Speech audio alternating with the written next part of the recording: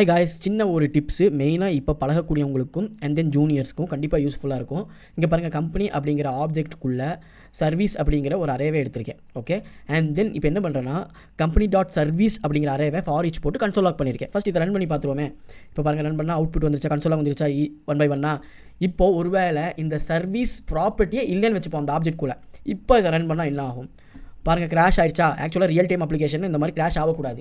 So நிறைய juniors இங்கே என்ன பண்ணுவாங்கன்னா இஃப் போட்டு கம்பெனி டாட் சர்வீஸை ஃபஸ்ட்டு செக் பண்ணுவாங்க. இஃப் கண்டிஷனில் இப்படி போடணும்னு அவசியம் இல்லை, இன்னும் சிம்பிளாகவே முடிக்கலாம். நான் போட்டால் தப்பான்னு கேட்டால் தப்பு கிடையாது. பட் இவ்வளோ பெருசாக போட்டிருக்கு பதில் ஜஸ்ட் நம்ம இங்கே ஒரு கொஷன் மார்க் போட்டால் போதும். சேம் இஃப் ஸ்டேட் என்ன செய்யுமோ அதே மாதிரி தான் இதுவும் செய்யும். இப்போ பாருங்கள், ரன் பண்ணி காமிக்கிறேன். பாருங்கள், ரன் பண்ண கிராஷ் ஆகலை, ஏன்னா கன்சோல் லாக் ஆகலை, ஏன்னா சர்வீஸ் ப்ராப்பர்ட்டியே இல்லையே, அதனால் கன்சோல் லாக் ஆகலை.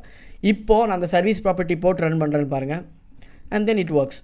ஸோ உங்களுக்கு புரிஞ்சிருக்கும்னு நினைக்கிறேன். இந்த மாதிரி டிப்ஸ் அண்ட் ட்ரிக்ஸு கண்டிப்பாக நீங்கள் ஃபாலோ பண்ணிக்கிங்க. நெக்ஸ்ட் வீடியோவில் சந்திக்கிறேன். பாய்.